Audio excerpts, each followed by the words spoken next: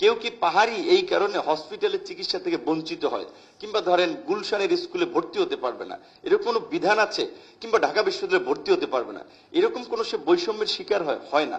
তাদের সেন্টিমেন্টকে ব্যবহার করে পাহাড়ে যে বিভিন্ন সশস্ত্র গোষ্ঠী তৎপরতা চালাচ্ছে, আপনারা জানেন যে 1 থেকে 1,500 কোটি টাকা পাহাড়ের এই সশস্ত্র গোষ্ঠীগুলো চাঁদা তুলে পাহাড়ের সাধারণ মানুষের অধিকার রক্ষার্থে আপনারা কেউ যদি পাহাড়ের যে কোনো নাগরিক যদি আন্দোলন করে প্রতিবাদ করে, আমি তার সাথে থাকবো। আমি ওপেন বলে দিচ্ছি, আমাদের এক বোন ডাকসুর সদস্য হেমা চাকমা বলেছেন স্বরাষ্ট্রমন্ত্রীর কথা, আমার কথাও, যে আমরা আদিবাসী সেটাকে রেকগনাইজ করতে চাই না বা অধিকার দিতে চাই না, এরকম কথা।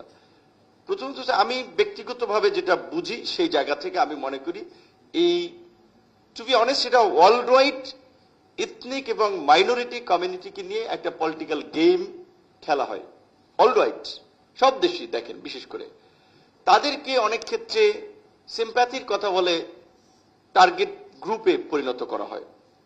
বাংলাদেশে আমরা মনে করি যে আমাদের মতো একটা, যেটা সরকারের ইশতেহারে ছিল, একটা রেইনবো নেশন করা, আমাদের এখানে হিন্দু মুসলিম বৌদ্ধ খ্রিস্টান পাহাড় সমতল ওইরকম কোনো ভেদাভেদ আছে?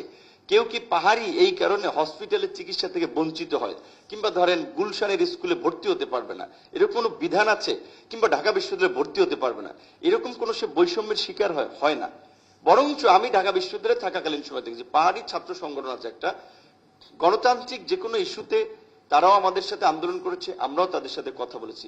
But at the same time আমি এটা লক্ষ্য করেছি ছাত্র তরুণদের মাথায় যেটা বলে কাঁঠাল রেখে ভেঙে খাওয়ার একটা প্রবণতা, তাদের সেন্টিমেন্টকে ব্যবহার করে পাহাড়ে যে বিভিন্ন সশস্ত্র গোষ্ঠী তৎপরতা চালাচ্ছে, আপনারা জানেন যে 1 থেকে 1,500 কোটি টাকা পাহাড়ের এই সশস্ত্র গোষ্ঠীগুলো চাঁদা তুলে মানুষকে জিম্মি করে, এবং তাদেরকে রেকগনাইজ করতে হবে, তাদের সাথে রাষ্ট্রের আলোচনায় বসতে হবে, সমঝোতা করতে হবে, তাদেরকে হিস্সা দিতে হবে।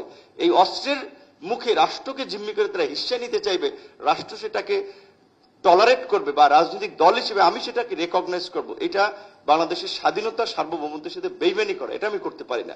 আমি আগেও বলেছি, এখনো বলছি, পাহাড়ের সাধারণ মানুষের অধিকার রক্ষার্থে আপনারা কেউ যদি পাহাড়ের যে কোনো নাগরিক যদি আন্দোলন করে প্রতিবাদ করে, আমি তার সাথে থাকবো। আমি ওপেন বলে দিচ্ছি। বাট সরকারকে আমি অনুরোধ করবো, আমি সরকারের একজন প্রতিমন্ত্রী, আমি একেবারে সরকারের খুব হাই লেভেলের কেউ না, কিন্তু আমি মনে করি পাহাড়ের সশস্ত্র গোষ্ঠীগুলো আমাদের পার্শ্ববর্তী দেশ ভারত এবং মিয়ানমারের পৃষ্ঠপোষকতায় সহায়তায়, সেটা হোক ভারতের কিংবা মিয়ানমার, এই দুটো দেশে তো বর্ডার কান্ট্রি, তারাই এখানে তাদেরকে এই সমস্ত অস্ত্রশস্ত্রে সজ্জিত করে বাংলাদেশের স্বাধীনতা সার্বভৌমত্বকে হুমকির মুখে ফেলছে। কাজে তাদের বিরুদ্ধে ড্রাস্টিক অ্যাকশন শুরু করা দরকার, আমি যেটা মনে করি।